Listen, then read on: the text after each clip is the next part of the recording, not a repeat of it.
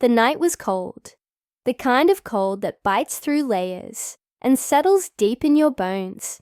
The streets were empty, except for a lone figure, huddled near the grand iron gates of a sprawling mansion. His clothes were tattered, his hands trembling, as he pulled his thin coat tighter around his frail body. The beggar had nowhere else to go. Hunger gnawed at his stomach, and the bitter wind stung his face. But still he sat there, hoping, just hoping, for a little kindness. Inside the mansion, laughter echoed through the extravagant halls. The glow of crystal chandeliers bathed the marble floors in golden light, and the rich aroma of expensive wine filled the air. At the center of it all stood Ethan Calloway, a self-made millionaire who had everything a man could dream of: money, power, luxury. He leaned back in his velvet armchair, swirling a glass of whiskey, his eyes gleaming with arrogance as he boasted to his guests about his latest business deal. To him, the world was simple: winners and losers, and he was always a winner. Outside, the beggar, an old man named Thomas, shivered violently. He had tried knocking on the gate earlier, hoping the owner of the mansion might show him some mercy. Just a piece of bread, a warm corner to rest for the night. But the guards had ignored him. Still, he remained, too weak to walk away, too tired to fight against the cold. Moments later, the grand doors swung open, and Ethan stepped out, laughing at a joke one of his guests had made. But as his gaze landed on the figure at the gate, his amusement turned into disgust. His face twisted with irritation as he marched toward the old man. "Get off my property!" Ethan snapped, his voice sharp and commanding. Thomas looked up, his eyes dull with exhaustion. "Please, sir, just for the night. I have nowhere else to go." Ethan scoffed, shaking his head. "Not my problem. Do I look like a charity?" He turned to his security. "Throw him out." The guards hesitated. For a brief moment, it was clear the old man was harmless, barely strong enough to stand. But orders were orders. They grabbed Thomas by the arms and dragged him away from the gate. His frail body collapsed onto the cold pavement as he let out a pained groan. Ethan didn't spare him another glance. He dusted off his hands, as if ridding himself of filth, and turned back inside, slamming the doors behind him. The party continued, the music louder than before, drowning out the howling wind outside. To Ethan, it was just another night, but the next morning, everything changed. Ethan woke up late, stretching lazily in his king-sized bed. The warmth of his silk sheets was a stark contrast to the frost that clung to the windows. He glanced at the clock. 10 a.m. Another day, another dollar. He smirked as he reached for his phone. But before he could check his messages, a knock at his door made him pause. His butler, an older man who had served him for years, stood at the doorway, his expression unusually tense. "Sir, there's something you need to see." Ethan frowned. "What is it?" The butler hesitated. "It's outside, sir. By the gate." Something about the man's tone sent a chill down Ethan's spine. He threw on his robe and followed him through the grand halls, down the winding staircase, past the lavish foyer. The moment the front doors opened, an icy gust of wind hit him. But that wasn't what made him freeze in place. Lying motionless near the gate was the beggar, Thomas. His frail body curled up, as if he had tried to fight off the cold. His lips were blue, his skin pale as snow. The same spot where he had pleaded for shelter the night before was now his final resting place. Ethan's breath caught in his throat. For the first time in years, he felt something foreign stir in his chest. Guilt, fear, something he couldn't name. He had thrown the man out, and now he was gone. But before he could process the weight of what had happened, a sudden gust of wind sent a whisper through the air, soft, yet chilling. Ethan's heart pounded. It was just the wind, wasn't it? Then, something even stranger happened. The security cameras around the mansion flickered. The lights in the entryway dimmed for just a second before returning to normal. And in that eerie silence, a feeling crept over Ethan, one he couldn't shake. He wasn't alone, and that was only the beginning. Ethan stood frozen at the front steps of his mansion, his heart pounding as he stared at the lifeless body of the old man.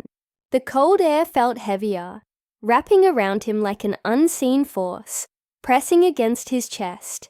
His security guards stood a few steps away, shifting uncomfortably, their faces pale. No one spoke. The weight of what had happened settled over the grand estate like an unshakable shadow. He swallowed hard and forced himself to take a step forward. "Call someone," he muttered, his voice hoarse. The butler nodded and hurried inside to make the call. But Ethan couldn't move. His eyes remained fixed on Thomas's frozen form. Something about the way the old man lay there felt unnatural.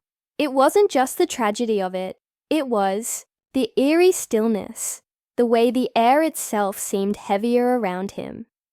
One of the guards spoke hesitantly. "Sir, the cameras.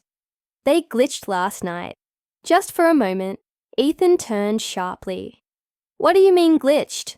The guard shifted nervously. "Around the time you told him to leave, the feed cut out for about 20 seconds. When it came back, everything seemed normal, but..." He hesitated. "It's weird. That's never happened before." Ethan clenched his jaw. He didn't believe in ghosts. He didn't believe in curses or bad omens, but something about all of this felt wrong. His mansion, his kingdom, his perfect, controlled world suddenly felt different, like it was no longer entirely his. The paramedics arrived shortly after, their voices low as they confirmed what everyone already knew. Thomas had succumbed to the cold. He had died alone, right outside a house filled with warmth and luxury. Ethan didn't say a word as they covered the old man with a sheet and lifted him into the ambulance. His guests from the previous night had long since gone, unaware of the consequences of their laughter, their music, their disregard. That should have been the end of it, but it wasn't. That night, Ethan tried to shake the uneasy feeling. He drowned himself in expensive wine, paced the marble floors, and convinced himself it was just an unfortunate accident. He owed the man nothing. He had worked for his wealth, fought for it, built an empire from nothing. He wasn't responsible for every stranger who wandered onto his property. But as the hours passed, sleep refused to come. Every time he closed his eyes, he saw Thomas's face, those tired, pleading eyes staring up at him. Then, sometime after midnight, just as he was beginning to drift off, a sound echoed through the vast mansion, a soft, distant knock. His eyes snapped open. He lay, still, listening. The knock came again, slow, deliberate. It was coming from the front door. Ethan sat up, his heart hammering against his ribs. He glanced at his phone. 12:03 a.m. The security system was armed. The gates were locked. No one should be able to get in. The knock came a third time, pushing aside the growing unease. He grabbed the robe hanging at the foot of his bed and made his way downstairs. The house felt different, colder, quieter, as if it was holding its breath. He reached the door, hesitating for just a moment before pulling it open. No one was there. The wind howled through the empty driveway. The street beyond the gates was deserted. Ethan let out a breath, shaking his head at himself. He was letting his mind play tricks on him. He turned back inside and stopped. On the marble floor, just beyond the threshold, lay something that hadn't been there before, a single tattered glove. Ethan's stomach twisted. He knew that glove. He had seen it the night before, clutched in the old man's trembling hands as he begged for shelter. His breath came short and fast. He didn't pick it up. He didn't touch it. Instead, he slammed the door shut and locked it. His hands suddenly clammy. He needed sleep. That was all. He was exhausted, and his mind was playing tricks on him. That's what he told himself as he climbed back upstairs. As he slipped under the silk covers of his bed, he needed rest. And in the morning, everything would be fine. But the night had other plans. At exactly 3 a.m., the lights in his bedroom flickered, the temperature dropped, and a whisper, soft, like wind through the trees, brushed against his ears. "You left me in the cold." Ethan's eyes flew open, his body stiff with terror. The room was dark, except for the faint glow of the city outside his window. But he wasn't alone. Somewhere in the shadows, something was watching him. His throat tightened, but he forced himself to sit up. Reaching for the lamp on his bedside table, his fingers fumbled with the switch, and the moment the light flicked on, the room was empty. No shadow, no whisper, just his own rapid breathing filling the silence. Ethan ran a hand down his face, frustration mixing with fear. This was ridiculous. He was a grown man, a billionaire, for God's sake. He had no reason to be afraid of the dark. He had to pull himself together, but deep down, he knew this wasn't just his mind playing tricks, and whatever was happening wasn't over. Ethan sat on the edge of his bed, his chest rising and falling with shaky breaths. He told himself it was just exhaustion, stress, maybe even guilt playing tricks on his mind. But deep down, he knew this was something else. The air in the room felt thick, heavy, like an invisible force was pressing down on him. He rubbed his temples and stood up, determined to shake the feeling. He needed to clear his head. He made his way downstairs, the grand mansion unusually silent. The moment he stepped into the living room, something caught his eye. The fireplace, which had been cold and unused for weeks, was burning. Flames crackled and flickered, casting long shadows across the room. His breath hitched. No one had lit it. Then, just as he took a step closer, the fire sputtered out instantly, as if it had never been there. Only cold ash remained. Ethan swallowed hard. His pulse pounded in his ears. And then he heard it. Footsteps. Slow, deliberate, coming from the hallway behind him. He spun around, his eyes darting across the dimly lit space.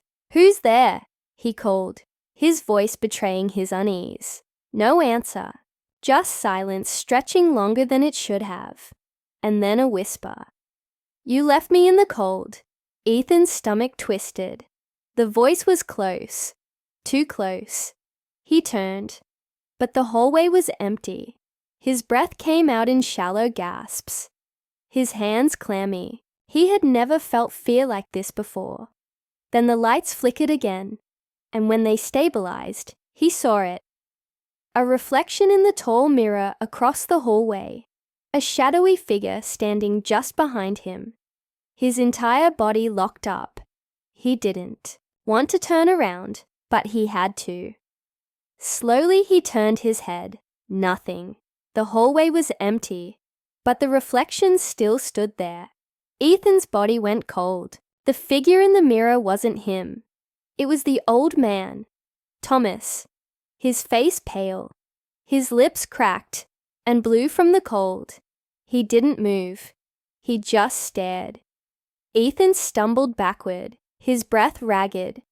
This isn't real," he whispered, shaking his head. He squeezed his eyes shut. "You're not real." When he opened them, the mirror was empty. The figure was gone, but something else had changed. The air in the mansion felt different, lighter somehow. The heavy pressure that had been weighing on him all night was gone. The eerie silence had lifted. It was as if something had been set right. Ethan collapsed onto the couch, running a shaky hand through his hair. His mind raced. He didn't believe in ghosts, but after everything that had happened, he couldn't deny what he had seen, what he had felt. And then a memory hit him. A lesson buried deep in his past. Something his grandmother had once told him when he was a boy. The dead don't haunt the living because they want revenge, she had said. They haunt because they want to be remembered. Ethan closed his eyes, his chest tightening. That was it, wasn't it? Thomas wasn't here to hurt him. He just wanted acknowledgement, a shred of humanity, something Ethan had denied him in life. The next morning, Ethan did something he had never done before. He stepped out of his mansion, not to head to a business meeting or buy another luxury car, but to visit the place where Thomas had spent his last moments. He stood near the gate, staring at the ground where the old man had once shivered in the cold. For the first time in years, he felt small. He didn't know if Thomas was still watching, if his spirit lingered, but for whatever it was worth, Ethan spoke anyway. I should have let you in, he admitted, his voice quiet. I should have helped you, he exhaled. I'm sorry. The wind rustled through the trees, gentle this time, almost like an answer. Later that day, Ethan did something even more unexpected. He made a decision that shocked his staff, his colleagues, even himself. He set up a shelter downtown in Thomas's name, a place where no one would be turned away, no matter how little they had. He didn't do it for publicity. He didn't do it for redemption. He did it because, for the first time, he truly understood what it meant to be human. And that night, for the first time in a long time, he slept peacefully.